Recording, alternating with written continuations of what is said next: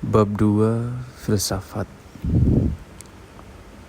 Apabila kita menonton satu pertandingan sepak bola, maka lebih dahulu sekali kita mesti pisahkan si pemain. Mana yang masuk klub ini, mana pula yang masuk kumpulan itu. Kalau tidak begitu, bingunglah kita. Kita tak bisa tahu siapa yang kalah, siapa yang menang, mana yang baik permainannya, mana yang tidak. Begitulah kalau kita masuki pustaka filsafat yang mempunyai ratusan, ya ribuan buku itu.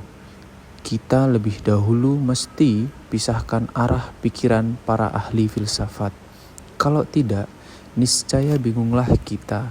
Tak bisa memisahkan siapa yang benar, siapa yang salah, seperti para pemain sepak bola. Tadi kacau balau di mana kita tak tahu apa maksudnya masing-masing. Begitulah di mata kita para ahli filsafat berkata semau-maunya saja. Kalau tak ada pangkal, tak ada ujung. Tetapi memakai angel buat petunjuk jalan. Bisakah kita terhindar dari kekacauan dan membuang-buang waktu? Engels sekarang terkenal sebagai co-kreator. Sama membangun dengan Marx. Sebetulnya dalam filsafat banyak sekali meninggalkan pustaka. Karl Marx terkenal sebagai bapak dialektis, materialisme, dan surplus value, yakni nilai berlebih. Nilai yang diterbitkan oleh buruh tetapi dimiliki oleh kapitalis. Engels terdiam, pembelakang, selalu berdiri di belakang kawanan Marx, tetapi setia dan jujur meneruskan mengarang Das Kapital yang belum habis ditinggalkan Marx karena ia meninggal. Engels sendiri menulis beberapa buku berhubungan dengan filsafat, Anti-Dahrung dan Lauding, Voorbeeld, Sekarang dan Ekonomi, Sejarah dan Ekonomi. Sebagai co-kreator, Engels melanjutkan dan mendalamkan paham dialektis, materialisme, dan komunisme dengan bahasa yang terang, populer, jitu, dan merdu. Engels memisahkan para ahli filsafat dari zaman Yunani sampai pada masa hidupnya Marx. Engels dalam dua barisan. Pada satu barisan terdapat kaum idealis yang bertentangan dengan barisan kedua kaum materialis. Kaum idealis umumnya memihak pada kaum yang berpunya dan berkuasa, sedangkan kaum materialis berpihak pada proletar dan kaum tertindas. Kadang-kadang perlawanan tinggal tersembunyi, tetapi kadang-kadang terbuka terus terang. Cocok dengan riwayatnya, perjuangan proletar dan kapitalis dalam politik, kadang-kadang idealis di luarnya itu, materialis di dalamnya. Serinya Spinoza, kadang-kadang materialis di luarnya, tetapi di dalamnya idealis. Menurut pemisahan yang diadakan oleh Engels, maka pada barisan idealis kita dapati penganjur terkemuka sekali seperti Plato, Hume, Berkeley yang berpuncak pada Hegel. Pada barisan materialis kita dapati Heraklit, Demokrit, dan Epikur di masa Yunani, Diderot, Lamartine di masa revolusi Prancis yang berpuncak pada Marx, Engels. Di antaranya itu didapati banyak ahli filsafat campur aduk, skintis, setengah idealis, setengah materialis. Biasanya musuh proletar menerjemahkan dan menyamarkan materialisme itu sebagai ilmu yang berdasar atas daya upaya mencari kesenangan hidup tak terbatas. Makan sampai muntah, minum sampai mabuk, kawin dan cerai sesukanya saja. Sedangkan idealis itu diterjemahkan dan dijunjung tinggi sebagai satu ilmu berdasarkan kesucian yang paling tinggi. lebih memperhatikan berpikir daripada makan, dan kebudayaan yang sampai tinggi lebih memperhatikan berpikir daripada makan, dan kebudayaan yang sampai menjaduhi kaum itu seperti seseorang santri. Resi dalam keadaan yang benar. Dalam kehidupan mereka, kita tidak sekali dua kali berjumpa dengan seorang yang memangku paham idealis berlaku sebaliknya dari pasangan itu. Sedangkan dalam kalangan materialis, banyak kita dapati orang hidup dengan segala sederhana dan seperti suami dan bapak yang setia. Idealis dan materialis yang dijadikan Engel sebagai ukuran buat memisahkan para ahli filsafat dalam dua barisan semata-mata berdasarkan atas sikap yang diambil si pemikir ahli filsafat dalam persoalan yang sudah dituliskan lebih dahulu, yakni mana yang pertama, primus, mana yang kedua, benda atau pikiran, meter atau idea. Yang mengatakan pikiran lebih dahulu itulah pengikut idealis. Itulah yang idealis yang mengikut materialisme. Itulah yang materialis hidup segala sederhana atau mau segala lebih dengan tiada mempedulikan kesehatan diri sendiri, dan kebaikan buat masyarakat itu bergantung kepada watak masyarakat dan didikan masing-masing orang. Dengan memakai pemisahan yang diadakan oleh Engels, filsafat menjadi persoalan yang mudah bagi kita. Dengan mengambil satu contoh, satu model saja, kita bisa diketahui seluk-beluknya perkara yang bersamaan dan bersangkutan dengan David Hume. Sebagai ahli filsafat idealis, kita bisa gambarkan semua ahli filsafat idealis dari Plato sampai Hegel. If I go into myself, kalau saya memasuki diri saya sendiri, kata Hume, maka saya jumpai bundles of conception, bergulung-gulung pengertian, bermacam-macam gambaran daripada benda. Kalau Hume hendak mengetahui apakah benda yang bernama buah jeruk itu umpamanya, maka yang ia insyafi cuma rasanya yang manis itu, kulitnya yang licin itu, beratnya yang setengah atau seperempat kilo itu, warnanya yang hijau atau kuning itu, bunyinya yang nyaring atau lembek itu. Bunyi itu ada di telinga, dalam badan Hume, bukan pada jeruk. Beratnya di tangan Hume, bukan pada jeruk. Rupanya pada mata, rasanya di lidah atau di ujung jari Hume. Semuanya bunyi, rupa, dan rasa itu dengan perantaran saraf, nerve berjalan ke pusat ke senter ke otak. Otak mencatat bunyi, rupa, dan rasa tadi menjadi pengertian, conception, seperti pengertian, merdu, kuning, berat, lezat, dan licin. Semuanya pengertian ini dalam saya, kata Hume, bukan di luar saya. Jeruk itu sebagai benda, tak lagi bagi saya yang ada cuma ide, pikiran, pengertian tentang benda itu dalam otak saya. Otak saya penuh dengan pengertian, bundles of conception, kata Hume. Jeruk sebagai benda, lembu sebagai benda, tak ada buat saya yang ada cuma ide, pikiran, pengertian, gambaran dari jeruk, lembu, bumi, bintang, dan engkau. Engkau, kata Hume, cuma ide buat saya. Tetapi engkau buat Hume adalah saya buat Tuan Smith umpamanya. Dan saya buat Hume adalah engkau buat Smith. Jadi engkau cuma ide, cuma gambaran buat Hume, itu mestinya juga gambaran buat Smith.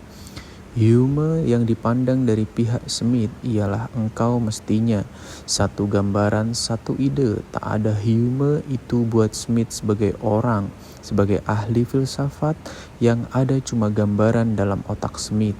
Dengan begitu, Hume yang membatalkan benda dan mengadu ide saja membatalkan adanya dirinya sendiri, mengakui bahwa sebetulnya dia sendiri tak ada.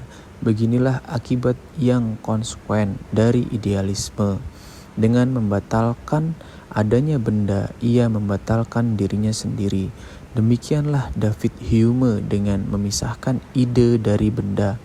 Abstraction dan menganggap ide yang pertama dalam menentang benda sebagai dasar yang pertama, tewas dalam tantangannya membatalkan adanya diri sendiri. Dengan begitu ia sebetulnya membatalkan filsafat idealisme itu. Sesudah Hume, boleh dibilang filsafat idealisme sudah mati, tetapi barang yang mati itu acap kali menjelma. Hidup kembali dengan memakai bentuk baru seperti parao, rah, dan petah tadi sekarang masih ada bentuknya. Immanuel Kant, ahli filsafat Jerman kesohor itu mengangkat naik kembali bendera Hume. Tetapi tidak dengan konsekuensi Hume. Kant tidak berjalan terus jujur seperti Hume, tetapi maju mundur seperti kata Lenin. Filsafat Kant tidak boleh dipakai buat berkelahi, bukan filsafat berkelahi. Menurut Kant tidak bisa diketahui dengan panca indera kita sesuatu benda, tetapi ding a shi, benda sendirinya. Kita tidak bisa diketahui. Kalau sudah kita ketahui sesuatu barang dengan panca indera, apa juga lagi yang mesti kita ketahui tentang barang itu? Begitulah kaum materialis bertanya.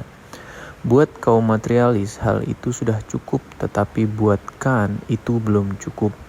Ia tak sepenuhnya memihak pada Hume dan bilang terus terang bahwa benda itu buat dia tak ada, yang ada cuma gambaran dalam otaknya. Tetapi ia cari rumput buat sembunyi dengan memakai ding a shi, benda itu sendiri. Jawab Engels dalam hal ini pendek dan jitu. Kata Engels, dari hari ke hari ding a shi itu sudah menjadi ding a furuns. Benda yang sendirinya itu tidak diketahui dari sehari ke sehari sudah menjadi benda kita. Keterangan Engels tentang ding für uns itu dulu banyak saya cari tahu, tapi tak berjumpa. Tetapi menurut pikiran saya, jawaban Engels yang pendek ini mesti diterjemahkan sebagai berikut. Air umpamanya yang dahulu kala dianggap nenek moyang kita seperti sesuatu barang yang ajaib, seperti kita sudah ketahui zat asalnya ialah hidrogen dan oksigen, sudah diketahui menurut undang mana dia berpadu ialah menurut undang Dalton. Apa rasanya air? Itu kalau diraba atau diminum beberapa beratnya 1 liter. Apa gunanya buat kita, buat tumbuhan dan hewan, bagaimana sifatnya dan sebagainya. Apa juga lagi yang mesti ding-asihkan tentang air. Nenek moyang kita cuma mengetahui 4 zat saja di alam ini, ialah tanah, air, api, udara. Sekarang sudah diketahui 92 zat asli. Elemen yang diketahui sudah boleh diperiksa dengan panca indera kita, dengan perkakas yang kita bikin seperti mikroskop, teleskop, dan teropong. Perkakas yang bisa membesarkan kuman beratus ribu kali dan mendekatkan bintang beratus ribu kali. Perkakas yang dari tahun ke tahun, dari abad ke abad, bisa ditambah kepastian dan kejituan. Semua zat yang kita ketahui itu boleh kita padu, kita pada satu sama lainnya, kita buat makanan dan kesehatan kita. Kita pakai kodratnya buat kehidupan dan kesenangan kita. Kaum makhluk memakai buat menerpedo dan membom yang kita ketahui, sedang kita cari dengan giat dan dengan lebih besar mengharapkan pendapatkannya karena teori, cara berpikir dan perkakas kita makin banyak.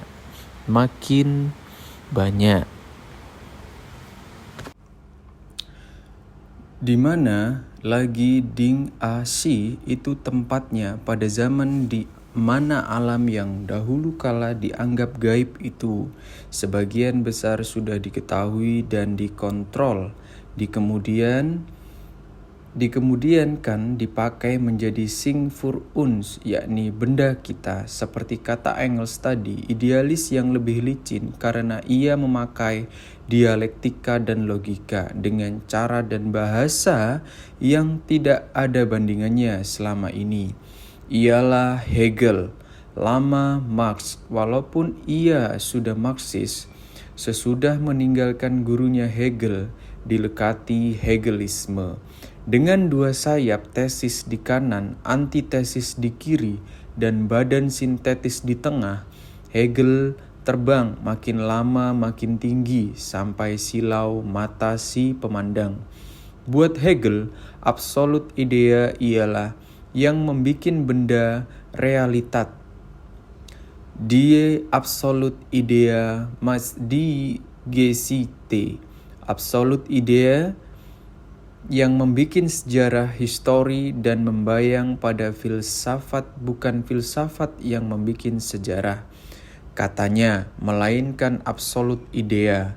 Drin nachdrücklichen Ausdruck die Philosophie ist, yang tergambar pada nyata filsafat. Jadi menurut Hegel, sejarah ialah sejarah dunia dan masyarakat dibikin absolut ide.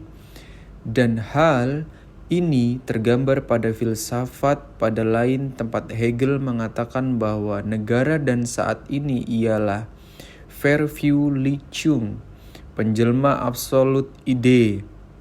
Itu absolut ide itu sama dengan metafisik ide sendirinya.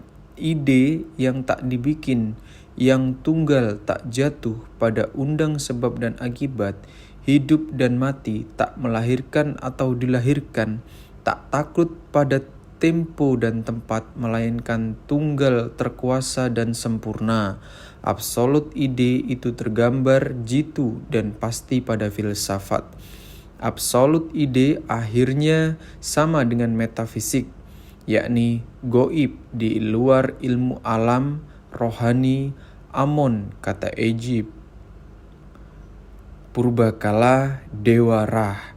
Rohani inilah yang dicari oleh mistikus, murid tarekat Hindu. Kalau ia memandang puncak hidungnya saja, menyebut Om, Om, Om, lepas dari semua yang lahir, pikiran pada perempuan, pada badannya sendiri, lepas dari makanan, ya lepas dari suara sendiri, Om, Om, Om, tadi kalau beruntung seperti Gautama Buddha, maka leburlah rohani, jiwanya dengan rohani yang mengisi alam ini.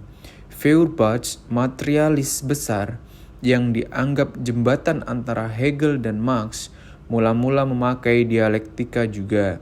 Buah pikirnya ketika itu banyak memberi alat pelajaran pada Marx dan Hegel dan Engels. Tetapi setelah Feuerbach melempar dialektika, sebagian besar disebabkan hidup terpencil, seolah-olah terbuang dari pergaulan. Maka hasil pemeriksaannya jauh terbelakang dari Hegel. Hegel dianggap kaum materialis sebagai ujung filsafat yang negatif, yakni ujung yang membatalkan, ujung yang buntu. Feuerbach dianggap sebagai ujung yang positif, yakni membuka jalan yang baru ke jalan dialektis materialis. Kaum Marxis sepenuh-penuhnya mengakui kemanjuruan senjata dialektika, tetapi membuang idealisme Hegel. Marx sesudah beberapa lama dikagumi dalam dan dipengaruhi Hegel. Sebagai pelajar, ia bisa hafalkan pasal-pasal yang penting dari Hegelisme. Akhirnya memasang Hegelisme di atas kakinya. Hegelisme yang selama ini dianggap berkepala di kaki dan berkaki di kepala, dibalikan sebagaimana mestinya. Bukan pikiran yang menentukan pergaulan, melainkan pergaulan yang menentukan pikiran. Negara kata Marx ialah satu akuan dan hasil dari perjuangan kelas. Perjuangan kelasnya yang menjadi motif force, kodrat pergerakan sejarah masyarakat, kodrat mengubah bentuk negara, jadi bukanlah absolut idea. Seperti kata Hegel, zaman berbudak tertukar menjadi zaman feodal.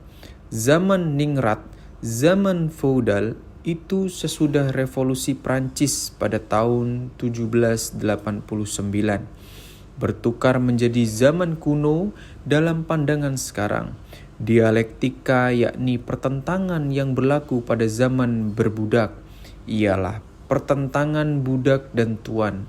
Pada zaman feudal, pertentangan ningrat dan tani, pertentangan pemimpin gilde dengan anggota gilde. Pada zaman kapitalisme sekarang, pertentangan buruh dan kaum modal, pertentangan kelas yang berdasar atas pertentangan ekonomi itulah yang menjadi kodrat buat menumpu masyarakat pada satu bentuk ke bentuk yang lain, dari satu tingkat ke tingkat yang lain, dari masyarakat berdasarkan perbudakan kemasyarakatan berdasar keningratan, ke masyarakat berdasar kemodalan. Jadi pertentangan itu bukan pertentangan ide saja, seperti menurut paham Hegel, nanti akan diteruskan, tetapi pertentangan barang yang nyata. Pertentangan antara dua kelas besar yang berjuang, yang sekarang terus berjuang. Pertentangan kelas ialah kelas manusia, ialah barang yang nyata itu berdasar atas pertentangan ekonomi yang dipertajam oleh kemajuan teknik. Teknik yakni perkakas yang dipakai dalam pergaulan, perkakas yang pada zaman ini dimiliki oleh kaum berkuasa dan kaum berpunya, menjadi alat adanya perjuangan kelas, semua perkakas dan kelas manusia yang menjalankan peranan dalam sejarah kita manusia ini adalah barang yang nyata. Semuanya peranan sejarah itu tiadalah dibikin dan dikemudian oleh absolut ide itu. Sebagaimana juga sejarah tumbuhan, hewan, manusia, bumi dan binatang tidak dikemudian oleh dewa rohani, ahimsa dan sebagainya. Sebagaimana bumi dan bintang berjalan bersejarah menurut undang tarik-menarik yang didapat oleh Newton, sebagaimana tumbuhan, hewan dan manusia bersejarah menurut undang revolusinya Darwin, beginilah sejarahnya. Masyarakat manusia bersejarah menurut undangnya historisme materialisme, sejarah materialisme yang juga didamai dialektika materialisme. Dengan lahirnya Marxisme, maka Hegelisme berbelah dua, dialektika idealisme dan dialektika materialisme. Yang pertama dipegang oleh kaum yang bermodal dan berkuasa dengan pengikutnya, yang kedua oleh kaum proletar dan revolusioner. Di antara dua filsafat bertentangan tadi, sudah tentu ada bermacam-macam filsafat, bukan buat bertarung. Hegelisme yang memang revolusioner terhadap kaum ningrat Jerman, tetapi kontra-revolusioner terhadap kaum proletar. Sudah tentu baik buat tempat berlindungnya kaum reaksioner seperti kata Marx. Dalam bentuknya yang reaksioner, Hegelisme menjadi adat sebab bentuk ini menjermahkan keadaan yang ada. Idealisme tak akan mati selama masih ada perjuangan kelas ini, selama ada kaum yang menghisap dan mengindas. Kaum hartawan yang berkuasa pada satu pihak menggemukkan ide, intelek, pikiran terhadap kaum terhisap dan tertindas. Pada lain pihak ia memakai kemegahan, memijat rohani buat menina bobokkan kaum pekerja, supaya nanti pendapat nikmat bidadari yang matanya seperti mata burung merpati dan kesenangannya kekal akhirat. Demikianlah sesuai dengan perjuangan kelas idealisme atau tak berdialektika, berbentuk dirinya supaya cocok dengan keadaan kelas yang memegangnya, di mana kapitalisme masih mudah kokoh karena sedang naik seperti Amerika. Maka lahirlah idealisme berupa pragmatisme yang dikemukakan oleh John Dewey. Filsafat pemikir dari negara yang mempunyai the biggest of all, semuanya paling jempol.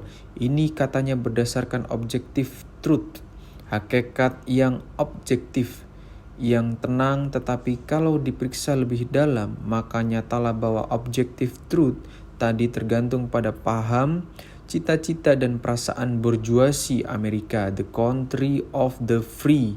Negara merdeka ialah buat borjuasi Amerika. John Dewey mengambil masyarakat borjuis dan paham borjuis memakai titik permulaan berpikir ketika Amerika dalam kaya raya sekarang sampai sebelum perang. Ini kemakmuran Amerika yang disangka akan tinggal kekal sudah menyusuli kawanan di Eropa Barat. Krisis sudah bersih merajalela dan tetap. Sekarang buat 11.000 juta buruh, jadi buat kira-kira 33 juta buruh dengan anak bininya. Objective truth tadi tidaklah begitu objektif. Tidaklah begitu tenang semua barang yang memberi ketenangan buat borjuis seperti harta benda, justisi, polisi dan hak milik turun-menurun adalah benda yang mengacaukan paham, perasaan dan menghidupkan kaum proletar Amerika sekarang. Di mana pergerakan buruh berpengaruh sekali seperti di Jerman sebelum perang 1914 hingga 1918. Maka dalam kalangan proletar sendiri idealisme itu tiadalah berani keluar terang-terangan. Dalam kalangan kaum proletar sendiri masuk bermacam-macam isme yang di luarnya berupa materialisme. Tetapi pada dasarnya terhadap idealisme, Lenin dalam bukunya Empiris Kritis dengan terang dan jitu mengemukakan permisahan kaum ahli filsafat atas dua partai. Seperti pertama kali dikemukakan oleh Engels ialah partai ahli filsafat idealis dan partai materialis. Dengan sempurnaannya, Lenin membuka kedok yang dipakai oleh empiris kritis, mekinisme, neovitalisme, dan lain-lain dan memperlihatkan idealisme yang sebetulnya jadi dasar filsafat mereka. Di Rusia, usahanya Lenin dan Plekhanov yang dalam kalangan Marxisten di Rusia sendiri sering saya dengar bahwa Plekhanov lebih besar dalam ilmu filsafat daripada Lenin. Usahanya dua ahli filsafat materialis ini akhirnya menjatuhkan kekuasaan filsafat idealisme di Rusia dan memaksa dia bekerja diam-diam. Dialektis materialisme ialah ilmu pandangan dunia, Weltanschauung, yang resmi, ofisil di Soviet Rusia. Di sebelah barat Eropa, idealisme masih sangat berkuasa dan pada masa ini idealisme lah yang resmi. Idealisme barat mendapat bentuk baru dan pakaian baru, ialah anarkisme palsu. Dari ahli filsafat, Bergson dan sindikalisme dari Searle, anarkisme Bergson bukanlah anarkisme beraksi, seperti ilmu yang dipeluk oleh anarkisme besar, ialah Bakunin, Bergson, Spengler, dan Nietzsche.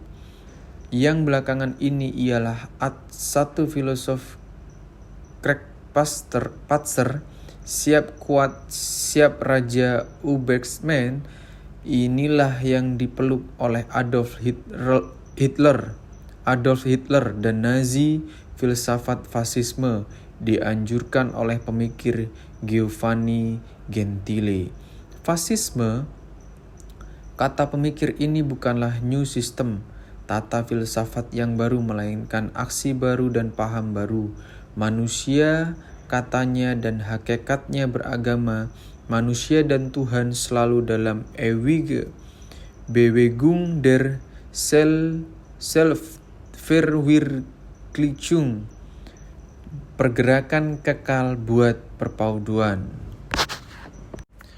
Sedikit kita selidiki filsafat partai fasis yang sebetulnya pertama sekali menaikkan bendera reaksi di Eropa Barat apabila Partai Borjuis Liberal kacau, Partai Sosialis maju mundur, dan Partai Komunis. Sebagian tak berpengalaman, tetapi terutama juga sanksi sebab negara Italia kalau dikomunikasikan gampang dikepung dan dijauhkan oleh kapitalisme Eropa Barat dan Amerika. Fasisme, kata Giovanni Gentili, bukan kata filsafat baru. Memang tidak kalau dipandang dari kacamata idealisme, akhir baru dan paham baru, katanya pula aksi kaum tengah dan paham kaum tengah terhadap proletar dengan pertolongan kapitalis.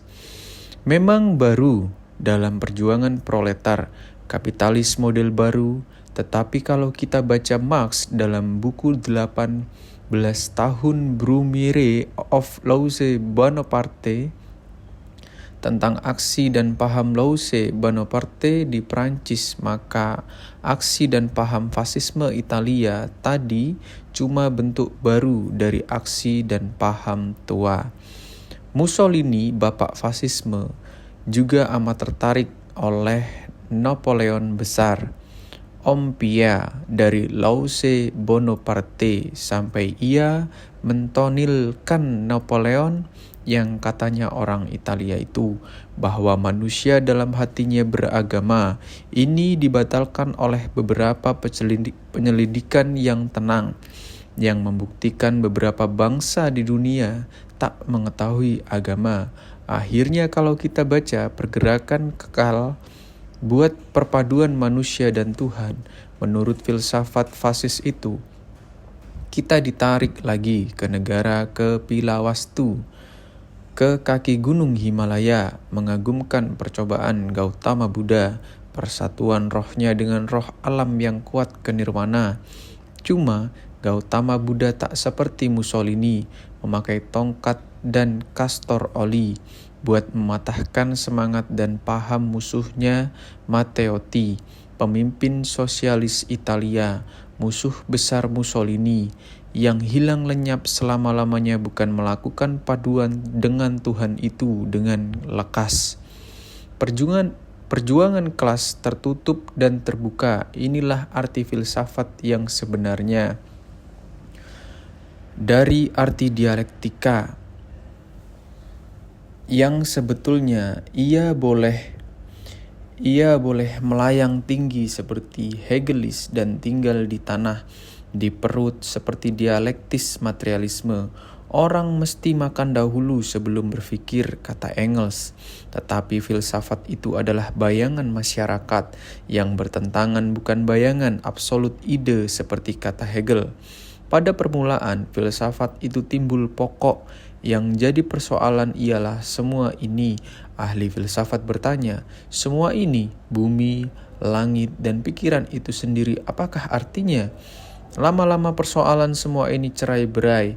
Bumi dan langit sudah jatuh menjadi ilmu bintang yang sesudah Galilei, Kopernikus, Newton, Einstein, dan lain-lain mendapat undang yang sementara boleh dikatakan sempurna. Bumi kita ini jatuh kepada ilmu bumi, geografi, dan ilmu tanah, geologi yang sendirinya mempunyai daerah dan mempunyai undang pula. Perkara yang berhubungan dengan zat dan kodrat jatuh pada ilmu alam. Perkara yang berhubungan dengan perpaduan beberapa zat sehingga mendapat sifat baru termasuk pada ilmu kimia. Ilmu alam yang mulanya memeluk ilmu kimia, yang sekarang menceraikan dirinya dari ilmu listrik, yang sekarang karena besar daerahnya dan dalam arti mesti dipelajari sendirinya.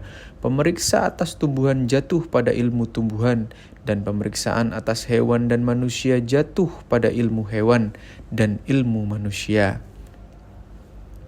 Ilmu hidupnya asal dan penjelmaan tumbuhan, hewan, dan manusia jatuh pula pada biologi. Satu ilmu yang lain dikatakan muda dan banyak sekali mengandung arti kita, umpamanya perkara evolusi atau pertumbuhan otak dan pikiran dari otak binatang sampai ke otak manusia.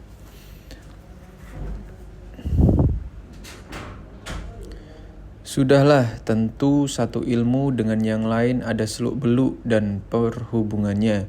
Ilmu alam dan ilmu kimia mesti diketahui ahli yang mempelajari ilmu kedokteran.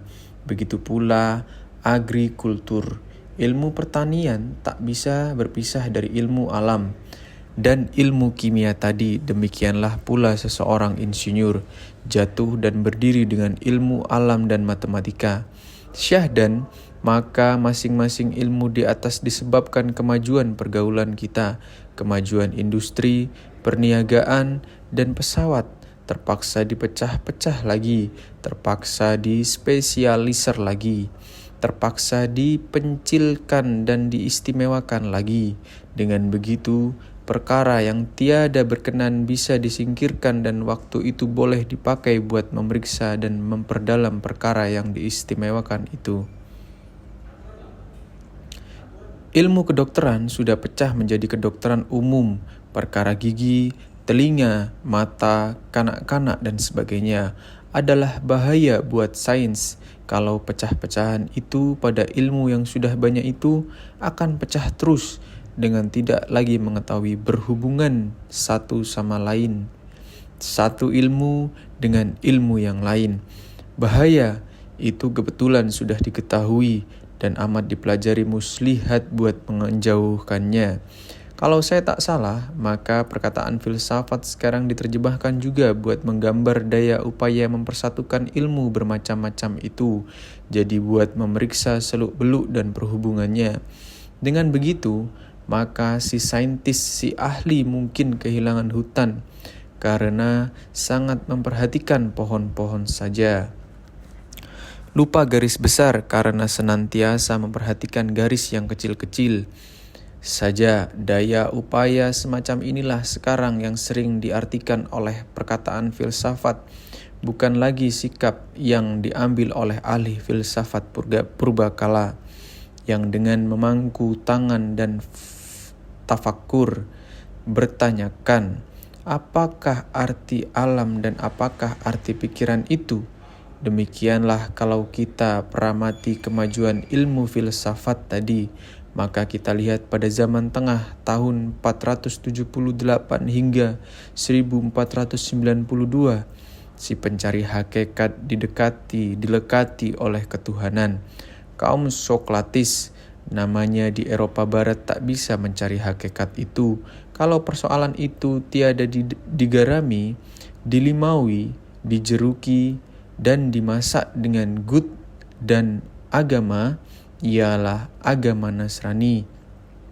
Sesudah itu, pada zaman Bourgeois, filsafat tadi sudah susut pada persoalan jasmani dan rohani. Badan dan pikiran sudah lama filsafat itu jatuh ke tangan psikologi, ilmu jiwa, ilmu yang memeriksa the working of the mind, kerjanya otak. Ilmu ini tidak lagi direnungkan oleh si pemikir di atas kursi malas dalam otaknya saja, melainkan sudah dimasukkan ke laboratorium. Disinilah otak binatang dan manusia dipisah, diperiksa, dieksperimenkan, diperalamkan. Disinilah insting, yakni diperalamkan, diuji dan dibandingkan dengan akal, perasaan dan kemauan manusia. Eksperimentalis William James dan Thorndike di Amerika, Pavlov di Rusia, dan banyak persoalan yang mesti diperalamkan dan diuji oleh ilmu yang mudah tetapi sangat menarik hati.